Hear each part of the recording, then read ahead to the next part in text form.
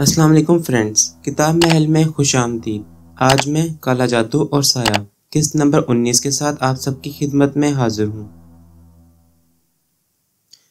ادھر شاہینہ لڑکھڑاتی ہوئی آگے بڑھ رہی تھی اور یوں لگتا تھا جیسے تھوڑے فاصلے تک چل کر وہ گر پڑے گی، لیکن وہ گری نہیں تھی اور آخر کار وہ یہ لمبا سفر طے کر کے حویلی پہنچ گئی۔ حویلی میں داخل ہو کر وہ بستر پر لیٹ گئی۔ شوبان اور رضیہ نے بھی اپنے کوارٹر کا رخ اختیار کیا تھا، لیکن شاہینہ کی حالت شدید غیر ہو گئی تھی اور دوسری صبح وہ تیز بخار میں پھنک رہی تھی۔ اس کے پاؤں گھٹنوں تک سوجے ہوئے تھے۔ اتنا لمبا سفر طے کر کے اس کی حالت کافی خراب ہو گئی تھی۔ ملازمہ نے رفیق کو اطلاع دی۔ ذاتی طور پر شاہینہ کی دیکھ بھال کرنے والا رفیق ہی تھا۔ ویسے تو سارے ملازم شاہینہ کے اشاروں پر چلتے تھے، لیکن بہرحال رفیق اس کا سب سے بڑا غم خوار تھا۔ چنانچہ فوراً ہی رفیق ڈاکٹر کے پاس دوڑا چلا گیا۔ ڈاکٹر آیا، شاہینہ کا معائنہ کیا، 2 انجیکشن دیے، مگر کوئی صحیح انکشاف نہیں کر سکا کہ بخار اور سوجن کی کیا وجہ ہو سکتی ہے۔ اس نے شاہینہ کو مکمل آرام کرنے کا مشورہ دیا تھا۔ دوسری طرف شوبان ایک ایسا انوکھا راز لے آیا تھا جس پر اس کا دل خوشی سے بلیوں کی طرح اچھل رہا تھا۔ خوف بس اس وقت تک تھا جب تک وہاں سے حویلی تک واپسی نہیں ہوئی تھی، لیکن اب اس کے دل میں پنکھے لگے ہوئے تھے۔ بہت ہی مختصر وقت میں زبردست معلومات حاصل ہو گئی تھیں۔ کچھ سمجھ میں نہیں آ رہا تھا کہ یہ سب کیا چکر چلا ہوا ہے، لیکن اس کی خواہش تھی کہ فوراً حمید خان سے ملاقات کریں، بلکہ اگر ہو سکے تو چودھری شاہ نواز کو یہ ساری تفصیلات بتائیں، اور قدرت نے اس کا موقع فراہم کر دیا۔ چودھری شاہ نواز خود حویلی آئے تھے۔ شاہینہ بیگم سے انہوں نے ملاقات نہیں کی، حالانکہ انہیں پتہ چل گیا تھا کہ شاہینہ بیگم بیمار ہو گئی ہیں، مگر چودھری صاحب جائیداد کے کچھ کاغذات لینے کے لیے آئے تھے۔ البتہ تھوڑی دیر کے بعد شوبان ان کے پاس پہنچ گیا۔ چودھری صاحب نے سوالیہ نگاہوں سے اسے دیکھا تو شوبان نے ادھر ادھر دیکھتے ہوئے کہا، سرکار، حمید خان نے مجھے حکم دیا تھا کہ حویلی میں۔ ہاں، پھر یہاں کیا کر رہے ہو؟ مجھ سے کیا کہنا چاہتے ہو؟ چودھری شاہ نواز نے اس کی بات کاٹتے ہوئے کہا، صاحب جی، میرے پاس کچھ خاص معلومات ہیں۔ لکڑ موڑ جا کر حمید خان سے ملاقات کرنا ٹھیک نہیں ہوگا۔ آپ اتفاق سے یہاں آ گئے ہیں تو اچھا ٹھیک ہے، تم حویلی سے باہر نکل جاؤ اور چھوٹے چوک پر کھڑے ہو جاؤ۔ میں کار میں ادھر سے گزروں گا، تمہیں اپنے ساتھ بٹھا لوں گا اور پھر راستے میں تم سے معلومات حاصل کر لوں گا۔ آدھے گھنٹے کے بعد میں یہاں سے نکلوں گا، اس وقت تک تم چھوٹے موڑ پر پہنچ جانا۔ جو حکم سرکار۔ شوبان فوراً باہر نکل آیا۔ سارے کام بڑے اچھے ہو رہے تھے اور اس کی تقدیر اس کا ساتھ دے رہی تھی۔ ہاتھ میں تھیلا لے کر وہ حویلی سے باہر نکل آیا۔ اکثر سودا سلف لینے جاتا تھا، کسی نے اس پر کوئی توجہ نہیں دی تھی۔ وہ چھوٹے چوک کی طرف چل پڑا جو یہاں سے خاصے فاصلے پر تھا۔ رات کے واقعات اس کے ذہن میں آتے ہی اس کے بدن میں سرد لہریں دوڑنے لگیں۔ رضیہ بہت نڈھال ہو گئی تھی۔ شوبان کو افسوس تھا کہ وہ رضیہ کو اپنے ساتھ کیوں لے گیا، کہیں وہ بھی بیمار نہ پڑ جائے۔ شاہینہ بیگم کی بیماری کا سب کو پتہ چل چکا تھا، مگر یہ بات صرف شوبان جانتا تھا کہ وہ کیوں بیمار ہوئی ہیں۔ ظاہر ہے اتنا لمبا سفر انہوں نے پیدل طے کیا تھا اور اس کے بعد واپس بھی آئی تھیں، تھکنے سے جان نکل گئی ہوگی۔ مگر رات کو رضیہ کو اپنے ساتھ لے جانے کی وجہ شوبان کا اپنے اندر کا خوف بھی تھا۔ وہ بھی کوئی 30 مار خان تو تھا نہیں، اور پھر حمید خان نے جس طرح اس کے پاس اپنا پیغام پہنچایا تھا اس میں رضیہ پیش تھی۔ رضیہ نے خود اس بات کی فرمائش کی تھی کہ شوبان اسے اپنے ساتھ رکھے، بلکہ رضیہ ہی نے شوبان کو کچھ معلومات بھی فراہم کی تھی۔ بہت پرانی بات تھی، رضیہ کی خالہ کا بیٹا بیمار ہو گیا تھا اور اس کی بیماری کافی طول اختیار کر گئی تھی۔ تب کس نے ان لوگوں کو ادریس علی کے بارے میں بتایا تھا اور رضیہ اپنی خالہ کے ساتھ بابا ادریس علی کے پاس پہنچ گئی تھی۔ بابا صاحب نے 3 تعویذ دیے اور کچھ پڑھ کر بچے پر پھونک دیا تھا۔ خالہ کا بیٹا ٹھیک ہو گیا تھا۔ رضیہ اس وقت سے ادریس علی کو جانتی تھی۔ پھر اس نے ادریس علی کو حویلی میں دیکھا، رفیق انہیں لے کر آیا تھا۔ یہ کوئی ایسی خاص بات نہیں تھی۔ شاہینہ بیگم بابا صاحب کو کسی بھی وجہ سے طلب کر سکتی تھی، لیکن اب ذرا صورتحال دوسری ہو گئی تھی۔ یہ معلومات بھی رضیہ نے شوبان کو فراہم کی تھی اور شوبان یہ بات چودھری صاحب کو بتانا چاہتا تھا۔ آخر کار وہ چھوٹے چوک پر پہنچ گیا اور ایسی جگہ کھڑا ہو گیا جہاں سے سڑک گزرتی تھی۔ چھوٹے چوک پر چاروں طرف دکانیں بنی ہوئی تھیں اور اس وقت بھی وہاں اچھا خاصا رش تھا۔ تھوڑی دیر کے بعد اس نے دور سے چودھری صاحب کی گاڑی آتے ہوئے دیکھ لی اور سڑک پر آہستہ آہستہ آگے بڑھتا چلا گیا۔ کچھ لمحوں کے بعد گاڑی اس کے پاس آ کر رک گئی اور ڈرائیور نے اپنے برابر کا دروازہ کھول دیا اور بولا، آؤ شوبان، بیٹھ جاؤ۔ پچھلی سیٹ پر چودھری صاحب بیٹھے ہوئے تھے۔ شوبان سہما سہما سا گاڑی میں بیٹھ گیا اور گاڑی آگے بڑھ گئی۔ چھوٹے چوک سے کوئی 1.5 کلومیٹر آگے بائیں ہاتھ پر چودھری صاحب کا ایک باغ تھا۔ ڈرائیور نے گاڑی باغ کی طرف جانے والی سڑک پر موڑ دی۔ کنوؤں کا موسم تھا اور دور دور تک کنوؤں کی مہک پھیلی ہوئی تھی۔ گاڑی باغ میں داخل ہو کر رک گئی۔ ڈرائیور نے جلدی سے پیچھے آ کر دروازہ کھول دیا۔ چودھری صاحب نیچے اتر آئے تھے۔ شوبان بھی جلدی سے اتر کر کھڑا ہو گیا تھا۔ چودھری صاحب نے اسے ہاتھ سے اشارہ کیا اور باغ میں بنی ہوئی اس چھوٹی سی عمارت کی طرف بڑھ گئے۔ اکثر وہ یہاں قیام کے لیے آتے رہتے تھے۔ شوبان کو بڑا عجیب محسوس ہو رہا تھا۔ طویل عرصے سے وہ چودھری صاحب کے گھر میں ملازمت کر رہا تھا، لیکن اسے کبھی چودھری صاحب کے اس قدر قریب آنے کا موقع نہیں ملا تھا۔ چودھری صاحب اسے لیے ہوئے اندر داخل ہو گئے اور پھر ایک بڑے سے کمرے میں پہنچ کر انہوں نے کہا، بیٹھو شوبان۔ وہ خود ایک صوفے پر بیٹھ گئے۔ شوبان ان کے پیروں سے تھوڑے فاصلے پر فرش پر بیٹھ گیا۔ چودھری صاحب اسے دیکھتے ہوئے بولے، ہاں مجھے معلوم ہے کہ حمید خان نے حویلی میں تمہاری ڈیوٹی لگائی تھی۔ بے دھڑک اور بے فکر ہو کر مجھے تفصیل بتاؤ۔ یقیناً کوئی خاص بات ہوگی جو تم مجھے بتانا چاہتے ہو۔ مالک، ایک عجیب واقعہ ہوا ہے۔ وہ واقعہ یہ ہے کہ مالکن رات کو حویلی سے باہر نکل کر ایک خاصے فاصلے پر بنے ہوئے کھنڈر میں گئی تھیں اور وہاں ایک کالے پتھر کے سامنے بیٹھ کر انہوں نے ایسی حرکتیں کی تھیں جس سے کوئی دوسرے دھرم کا بندہ ہی کر سکتا ہے، یعنی ایک پتھر کی پوجا۔ اور مالک، وہ پتھر بھی بڑا عجیب تھا۔ شوبان نے پوری تفصیل بتائی۔ چودھری شاہ نواز کا منہ حیرت سے کھلے گا کھلا رہ گیا تھا۔ اس سے پہلے مالک، میری بیوی رضیہ کچھ اور بھی دیکھ چکی تھی۔ پہلے تو ہم نے خیال نہیں کیا، لیکن اب جب کہ یہ بات سامنے آئی تو رضیہ نے مجھے تفصیل بتائی۔ سرکار، شاہینہ بیگم کا ایک خاص نوکر ہے رفیق، وہ بڑی بیگم صاحبہ کے سارے کام کرتا ہے۔ رفیق ایک دن سبحان گلی کے بابا ادریس علی کو لے کر حویلی آیا تھا۔ بابا ادریس علی کو بڑی بیگم صاحبہ نے بلایا تھا اور وہ تھوڑی دیر تک ان کے پاس رہے تھے۔ مالک، اب یہ ساری باتیں آپ کو بتانا ضروری تھیں، سو آپ کو بتا دیں، اب جیسا ہمیں حکم دیں۔ چودھری شاہ نواز کے لیے یہ ساری باتیں ایک بھیانک انکشاف تھیں۔ وہ بابا ادریس علی کو بھی جانتے تھے، بہت ہی نیک سیرت اور اچھے انسان تھے۔ بڑی دیر تک وہ سوچ میں ڈوبے رہے، ان کے ذہن میں متضاد خیالات آ رہے تھے۔ پھر انہوں نے شوبان سے کچھ اور سوالات کیے اور اس کے بعد بولے، تمہارا انعام تمہیں مل جائے گا شوبان، پوری سمجھداری کے ساتھ شاہینہ بیگم پر نگاہ رکھو۔ اب تم جاؤ اور احتیاط کے ساتھ اپنا کام جاری رکھو، ہوشیار رہنے کی ضرورت ہے، شاہینہ بیگم کے ہاتھوں تمہیں کوئی نقصان بھی پہنچ سکتا ہے۔ جو حکم مالک، آپ ہماری طرف سے بالکل بے فکر رہیں۔ تم چلے تو جاؤ گے نا؟ چلے جائیں گے مالک، آپ اس کی فکر نہ کریں، شوبان نے کہا، اور اس کے بعد چودھری شاہ نواز کے اشارے پر وہ اپنی جگہ سے اٹھ کر باہر نکل گیا۔ لیکن چودھری شاہ نواز شدید حیرتوں میں ڈوب گئے تھے۔ کافی دیر تک وہ خاموش بیٹھے، ان واقعات پر غور کرتے رہے۔ پھر کچھ سوچ کر انہوں نے ملازم کو آواز دی اور اس کے ذریعے اپنے ڈرائیور کو طلب کر لیا۔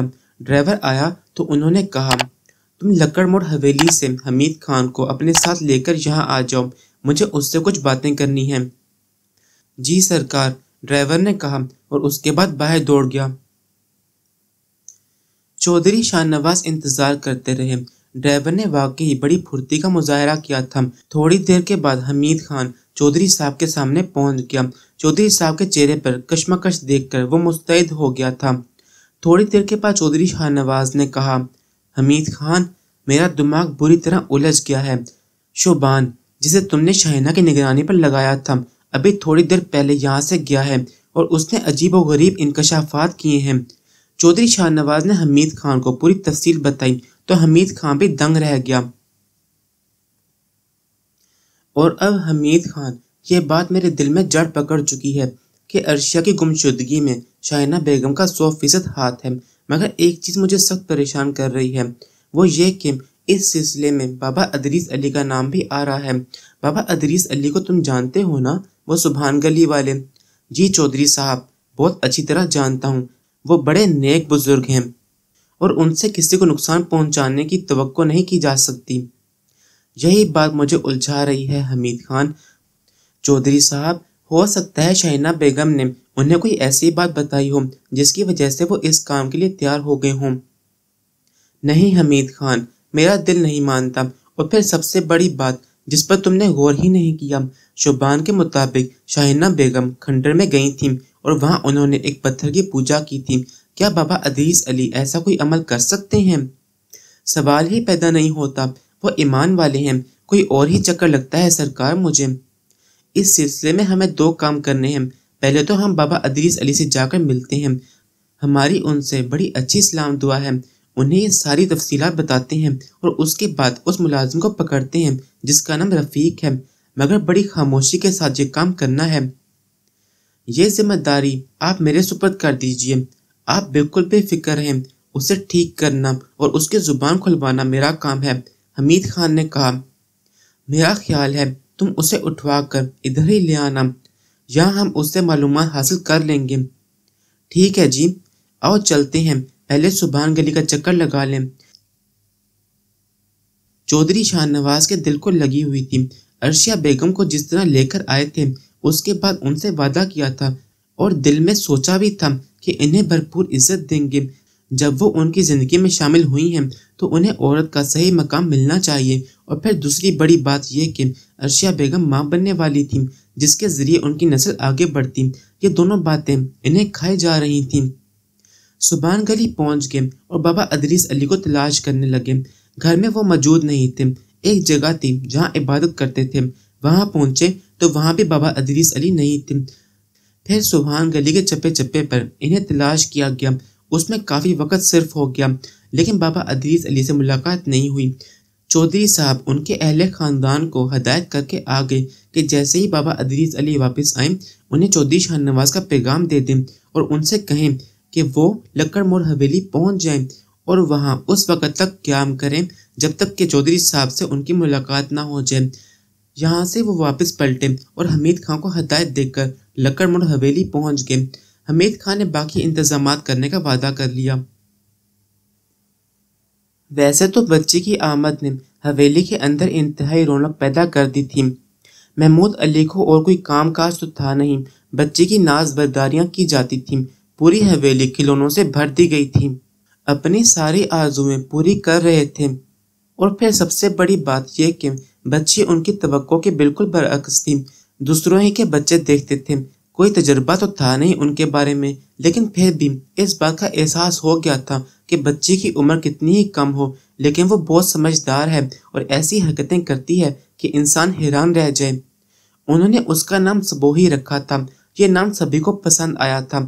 ادھر پوری حویلی میں شکاری گھاٹ لگائے بیٹھے تھے، اس میں کوئی شک نہیں تھا کہ بہت سے لوگ محمود علی کے احسانات سے پوری طرح اتفاق کرتے تھے اور ان کے لیے دل میں وفاداری کے جذبے تھے، لیکن کچھ ایسے بو الحوث بھی تھے جو محمود علی کی دولت کو للچائی ہوئی نگاہوں سے دیکھتے تھے اور اسے ہڑپ کرنے کے لیے انتہائی کوششوں میں مصروف تھے۔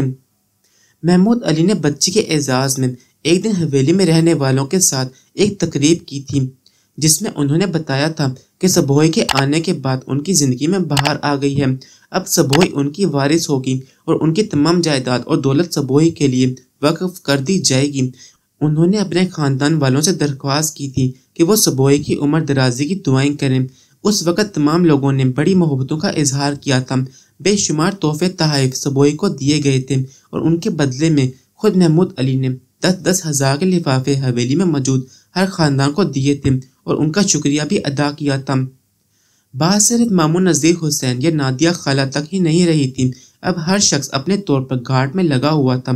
تیسری پارٹی تایا اخلاص احمد کی تھی جن کی بیگم کا نام فاخرہ تھا اور بیٹی کا نام شبانہ۔ شبانہ بیچاری 9 عمری میں ہی بیوہ ہو گئی تھی، شادی کے 1.5 ماہ بعد ہی شوہر ایک حادثے کا شکار ہو گیا تھا، معمولی حیثیت کے لوگ تھے، بیٹی کی پہلی شادی ہی بڑی مشکل سے کی تھی، اب دوسری شادی کرنے کی سخت اخلاص احمد میں نہیں تھی، بیٹا کوئی تھا نہیں، قسم پرسے کی زندگی گزار رہے تھے کہ محمود علی نے سہارا دیا اور انہیں حویلی میں جگہ دی۔ آرام کی زندگی کا آغاز ہو گیا۔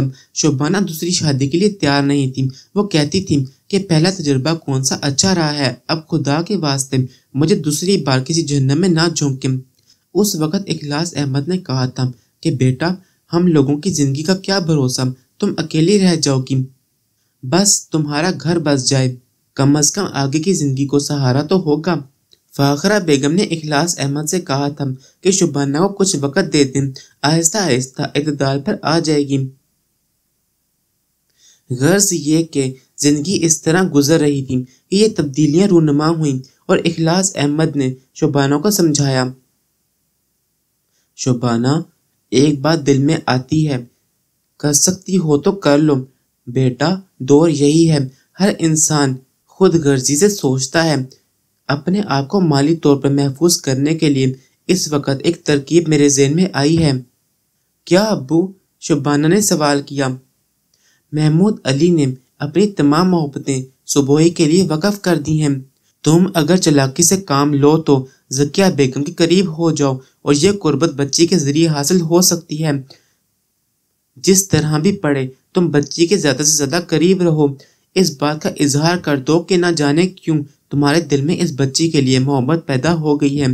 اگر ان لوگوں کو تم پر اعتبار ہو گیا اور کسی طرح تم نے اس بچی کو خود سے قریب کر لیا تو ہمارے وارے نیارے ہو جائیں گے، پھر جو کچھ ہم چاہیں گے محمود علی سے لے سکتے ہیں۔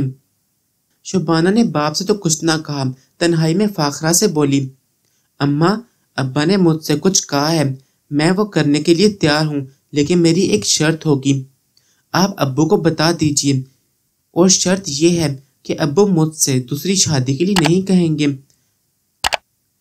میں بات کر لوں گی اخلاص احمد سے۔ ویسے اماں، آپ لوگ غور نہیں کر رہے، یہاں بڑے دلچسپ تماشے ہو رہے ہیں۔ تماشے؟ ہاں اماں۔ وہ کیا؟ فاخرہ بیگم نے پوچھا۔ اماں، آپ نے غور نہیں کیا، صوفیہ بیگم آج کل محمود علی صاحب کے آگے پیچھے پھرتی رہتی ہیں۔ کیا مطلب؟ اماں، میں اتنی بڑی بات نہ کہتی، لیکن آپ کو پتہ ہے کہ صوفیہ سے میری بڑی پکی دوستی ہے، اس نے خود ہی میرے سامنے اپنی زبان کھولی ہے۔ ہائے، کیا زبان کھولی؟ فاخرہ بیگم نے پوری دلچسپی سے پوچھا۔ راز کی باتیں وہ مجھے ضرور بتا دیتی ہے، بڑی عجیب بات بتائی ہے مجھے صوفیہ نے۔ ماموں نذیر حسین اور رقیہ بیگم نے صوفیہ کو ہدایت کی ہے کہ محمود علی سے پینگیں بڑھائے اور کوشش کرے کہ وہ اس کے چنگل میں پھنس جائیں۔ کیا؟ فاخرہ بیگم کی چیخ نکل گئی۔ ہاں، رقیہ بیگم چاہتی ہیں کہ محمود علی صوفیہ کے جال میں پھنس کر ذکیہ بیگم کو طلاق دے دیں اور صوفیہ سے نکاح کر لیں، اس طرح محمود علی کی دولت ماموں نذیر حسین کے قبضے میں آ جائے گی۔ اللہ، میری توبہ! اسے کہتے ہیں کہ جس تھال میں کھائے اسی میں چھید کرے۔ ارے محمود علی کتنے سانپ اپنی آستین میں پال لیتے ہیں، یہ صلہ دے رہے ہیں وہ لوگ جنہیں انہوں نے سب کچھ دے دیا ہے، یہ تو بڑی خطرناک بات ہے۔ ارے شبانہ، اب تو تیرا کام اور آسان ہو گیا۔ میرا کام؟ شبانہ حیرت سے بولی۔ ہاں، ذکیہ بیگم کا دل مٹھی میں لے لیں، صوفیہ کے کرتوت اور ان لوگوں کی سازش سے ذکیہ بیگم کو ہوشیار کر دیں، دونوں کام کر، ایک طرف بچی کو سنبھال، دوسری طرف ذکیہ بیگم کو، ہمارا کام بن جائے گا۔ نہیں اماں، صوفیہ میری دوست ہے اور پھر وہ خود بھی یہ سب کچھ کرنا نہیں چاہتی، وہ کسی اور سے محبت کرتی ہے۔ کس سے؟ فاخرہ بیگم نے کہا۔ کیوں، تم کیا کرو گی معلوم کر کے؟ شبانہ نے تیکھے انداز میں کہا۔ ہے بیٹا، دور ہی ایسا ہے، دوسروں کی کمزوریاں ہاتھ میں رہنی چاہیے، لوگ ہوش میں رہتے ہیں۔ بالکل ٹھیک کہہ رہی ہیں فاخرہ بیگم۔ دروازے سے آواز سنائی دی اور دونوں ماں بیٹیاں سہم کر رہ گئیں۔ ان کی خوفزدہ نگاہیں دروازے کی جانب اٹھ گئیں، لیکن پھر اخلاص احمد کو دیکھ کر ان کے حواس قابو میں آئے۔ وہ اخلاص احمد کو نہیں پہچان سکی تھیں۔ اخلاص احمد اندر داخل ہو گئے، پھر انہوں نے کہا، خدا کی بندیوں، کچھ خدا کا خوف بھی کرو، دوسروں کی برائیاں ہی تمہاری زندگیوں کا اہم مقصد بن گئی ہیں۔ ارے میں کہتا ہوں سر چھپانے کا ایک ٹھکانہ مل گیا ہے، اسے برباد کرنے پر کیوں تلی ہوئی ہو؟ کیا برا کیا ہے محمود علی نے تمہارے ساتھ؟ کیا کیا سہولتیں نہیں دے رکھی؟ ایسے فرشتہ صرف میاں بیوی کے خلاف تم لوگ سازشوں میں مصروف ہو۔ میں نے شبانہ کی بات سن لی ہے، اگر نذیر حسین کی بیٹی ان کی مرضی کے مطابق کام نہیں کرنا چاہتی تو تم لوگ ان کے خلاف کیوں بات کر رہے ہو؟ توبہ توبہ، کتنے افسوس کی بات ہے۔ اخلاص احمد جب خاموش ہوئے تو ان کی بیگم نے کہا، ہم کوئی بری بات نہیں کر رہے، نہ ہی شبانہ سے کہا گیا ہے کہ وہ محمود علی پر دورے ڈالے۔ ارے بچی کو سنبھالنے کی بات تھی، یہ کوئی اتنا برا کام بھی نہیں ہے۔ شبانہ کو اگر بچی کے پاس رہنے کا موقع مل جاتا ہے تو میں اس سے یہ کہوں گی کہ بچی پر بھرپور نظر رکھے، بچی کے ذریعے ہمیں ذکیہ بیگم کی کچھ خاص توجہ مل جائے اور کچھ رقم بھی ہاتھ لگ جائے، تو مجھے بتاؤ یہ کون سی بری بات ہے؟ دوسرے لوگ تو جانے کیا کیا کر رہے ہیں۔ اب تم سن بھی چکی ہو کہ نذیر حسین نے صوفیہ کو کیا ہدایتیں رکھی ہیں۔ امی ایک بات بتا دوں میں آپ کو، میں یہ سمجھتی ہوں کہ حویلی میں خوب سازشیں ہو رہی ہیں، مجھے اجازت دیں کہ میں ان سب کی جاسوسی کروں اور پتہ لگاؤں کہ کس کے پیٹ میں کیا کھچڑی پک رہی ہے۔ یہ بات شاید اخلاص احمد صاحب کو بہتر لگی تھی، وہ پرخیال نگاہوں سے شبانہ کو دیکھنے لگے، پھر بولے، یہ تو ایک نیک کام ہوگا شبانہ، اگر تم اس انداز میں کام کرنا چاہتی ہو تو مجھے کوئی اعتراض نہیں ہے، لیکن بیٹا بس اخلاق کے دائرے میں رہنا، اللہ تعالیٰ نے جو کچھ دیا ہے وہی کافی ہے، جس کا نمک کھا رہے ہیں اس کی نمک خواری کرنی چاہیے، بے شک جو ہماری تقدیر میں ہے ہمیں مل جائے گا، لیکن کوئی سازش مت کرنا۔ جی ابو، شبانہ نے گردن جھکا کر جواب دیا۔ ادریس علی نے گہری سانس لی اور بولے، ہاں علی جان، میں کوئی فیصلہ نہیں کر پایا، تم خود سوچو۔ چودھری شاہ نواز مجھ سے یہی سوال کرتے کہ عرشیہ بیگم کے سلسلے میں کیا ہوا ہے۔